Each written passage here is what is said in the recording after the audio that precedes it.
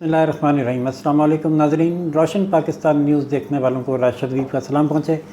नाज़रीन, हम आज आपके पास आए हैं एक बहुत बड़ी पॉलिटिकल पर्सनालिटी को लेकर, जो उनका इंटरव्यू करेंगे और करंट पॉलिटिकल सिचुएशन पर उनकी राय जानेंगे।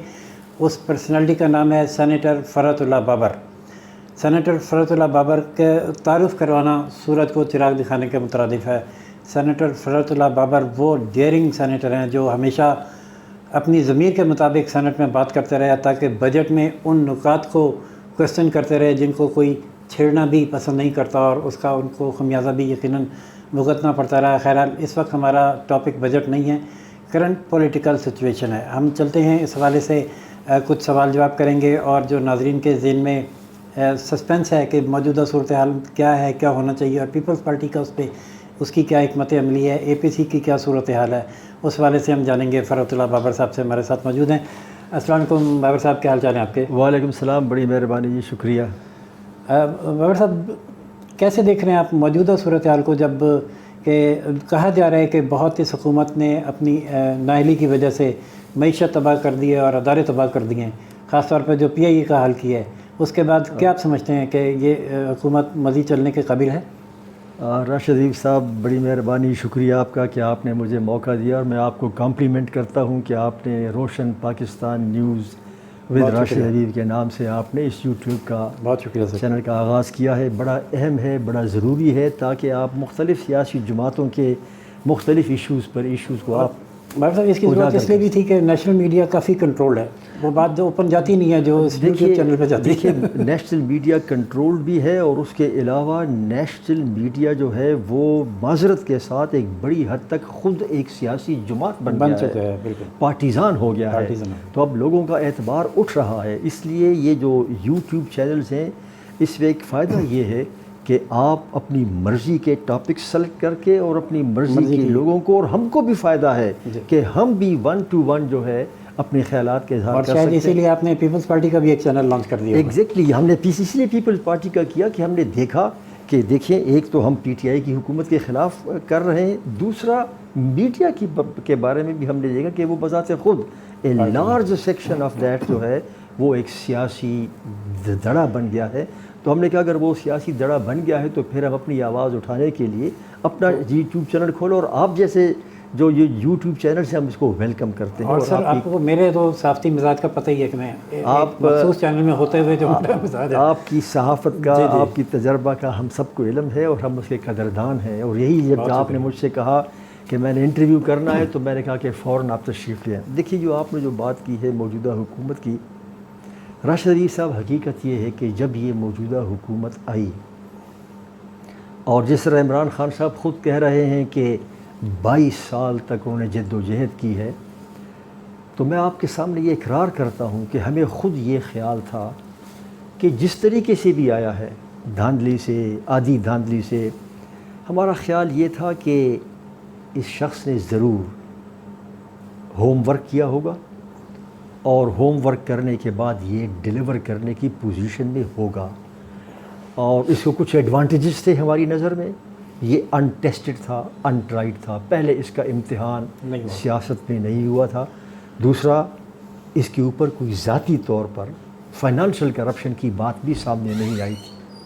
और तीसरा ये था कि चूँकि इसको मौका नहीं मिला था, तो हमने कहा कि शायद ये कुछ डिलीवर कर सके।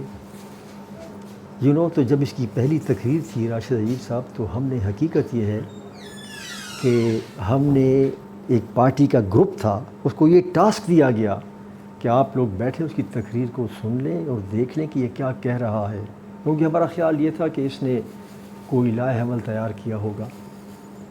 हमें बड़ा ताज्जुब हुआ जब इन्होंने एक्सटेम्पोर स्पीच करने लगे और कहने लगे कि बच्चों की सेहत जो है, उनका दिमाग ऐसे होता है वगैरह। कोई रोड मैप नहीं दिया, कोई रोड मैप नहीं दिया।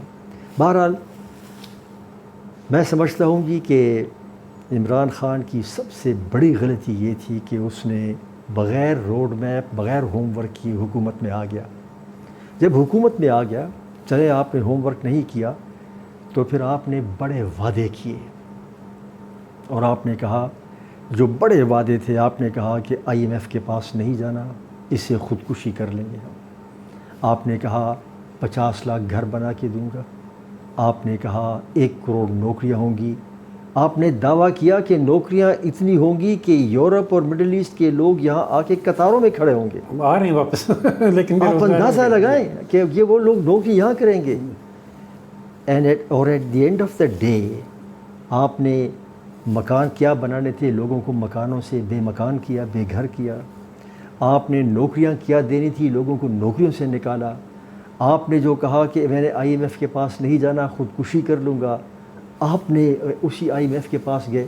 تو ہر محاذ پہ جب ہم دیکھتے ہیں، خواہ وہ سیاسی ہو، خواہ وہ معاشی ہو، خواہ وہ معاشرتی ہو، میں آنیسٹلی راشد عظیم صاحب یہ سمجھتا ہوں کہ ضیاء الحق کے مارشل لاء کے بعد، ضیاء الحق کے مارشل لاء کی کئی نگیٹو چیزیں ہیں، لیکن اس کا جو سب سے بڑا نگیٹو ہے ایک، وہ یہ ہے کہ اس نے سوسائٹی کے اندر، معاشرے کے اندر تفریق اور خلیج پیدا کر دی، تفریق ورٹیکل اور ہاریزونٹل۔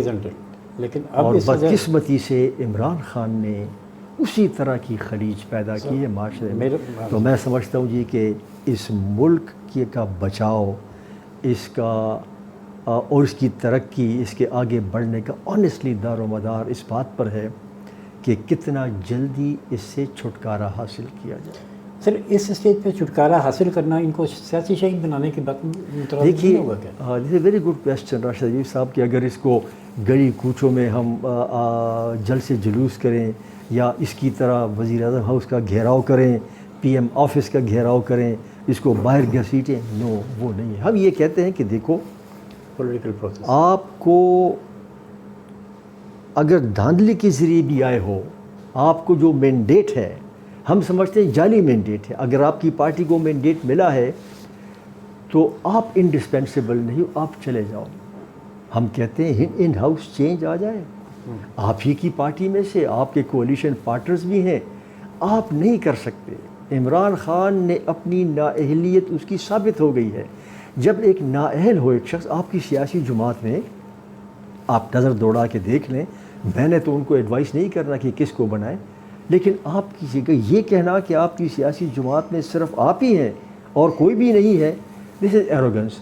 اگر یہ ثابت ہو گیا ہے کہ آپ ڈیلیور نہیں کر پائے تو بہتر یہ ہے، ہم نے تو ابھی براہ راست دوسرے نئے انتخابات کا مطالبہ بھی نہیں کیا۔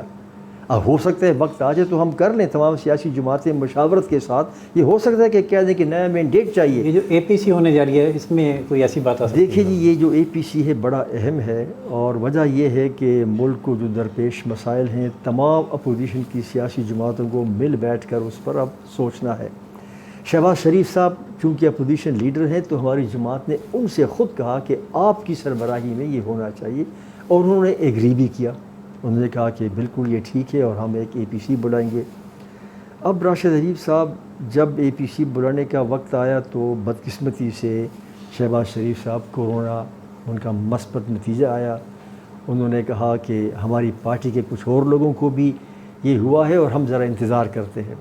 اب انتظار ہو گیا، اور اب اللہ نے کرم کیا ان پر کہ وہ صحت یاب ہو گئے ہیں، اور ہم نے جیسے ہی یہ خبر آئی کہ صحت یاب ہو گئے ہیں، ہم نے ان کو مبارکباد دی ہے، اور ہم نے کہا ہے کہ اب چونکہ آپ ہی نے یہ بتایا تھا کہ کورونا کی وجہ سے نہیں کر رہا، تو آپ مہربانی کر کے اب یہ جلدی بلا لیں۔ اور ہم نے یہ کہا ہے، آج منگل کا دن ہے، ہم نے کل ان کو یہ پیغام بھیجا اور باقاعدہ بیان بھی دیا ہے کہ آپ اسی ہفتے کے اندر یہ بلا لیں APC، کیونکہ جتنا اس میں تاخیر ہوگی اس APC میں، اتنا امپریشن مارکیٹ میں غلط جائے گا۔ امپریشن یہ جائے گا کہ اچھا اپوزیشن کی کچھ جماعتیں تو اب APC چاہتی ہیں، اور وہ لیڈر آف دی اپوزیشن کی سربراہی میں چاہتی ہیں، لیکن لیڈر آف دی اپوزیشن یا کچھ اور جماعتیں ہچکچا رہی ہیں، تو ایک تو غلط پیغام جائے گا۔ دوسرا غلط پیغام یہ جائے گا کہ شاید ہم عمران کے بارے میں زیادہ سیریس نہیں ہیں جو ہم بات کر رہے ہیں،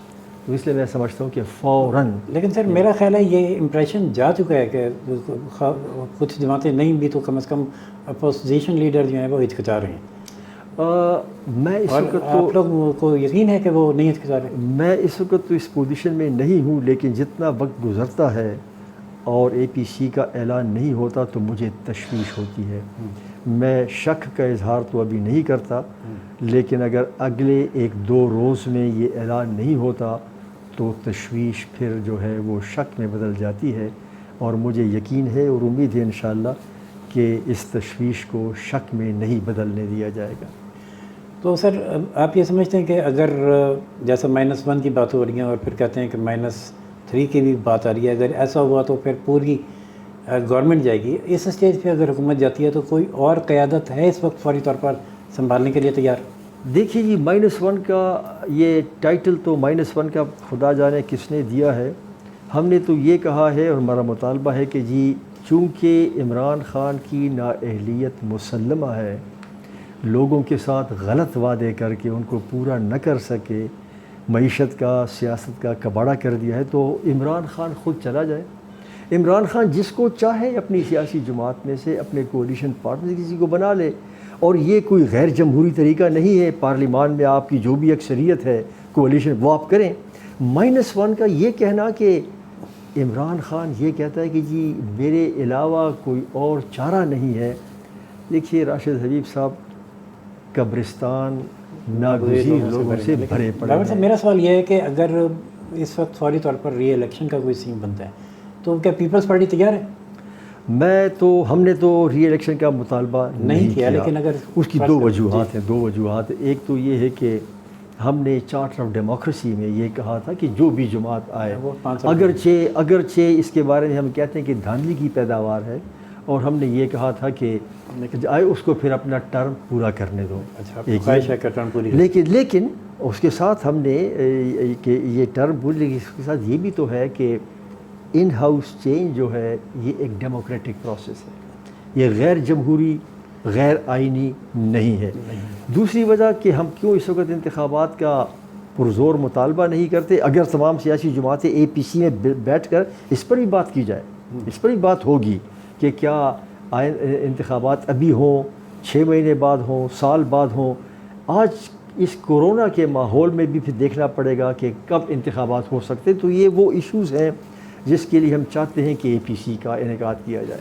لیکن لگتا ہے ایسا ہے کہ جو نون لیگ بھی اور پیپلز پارٹی بھی، جو 2 بڑی جماعتیں اس ملک کی، وہ دونوں ہی اس نقطے پر ہم خیال ہیں کہ فوری الیکشن کے بجائے اس پارٹی کو ٹینیور پورا کرنا چاہیے مائنس عمران خان. پہلا تو ہمارا ہدف یہ ہے کہ جی اس حکومت میں عمران خان کو جانا چاہیے مائنس عمران خان. اچھا، اب عمران خان کے جانے کے بعد اگر عمران خان کہتا ہے کہ ہاں میری پارٹی سے کوئی آ سکتا ہے، ٹرائی ہے، اور اگر پارلیمنٹ کے اندر سیاسی جماعتیں گھٹ جوڑ کر کے اس پی ٹی آئی کو نکال دے، وہ بھی ہو سکتا ہے. لیکن میں ذاتی طور پر سمجھتا ہوں کہ چونکہ پی ٹی آئی جو بھی اکثریت اس کی بنی ہے یا جو بھی اس کے کولیشن پارٹنرز ہیں، اگر وہ انٹیکٹ ہیں تو پھر اگر عمران خان جاتا ہے تو پھر عمران خان کی جو پارٹی اور کولیشن ہے وہ حکومت بنا سکتے ہیں. ہمیں اس پر کوئی اعتراض نہیں ہوگا. لیکن اشارہ کاف لیگ کی طرف ہے.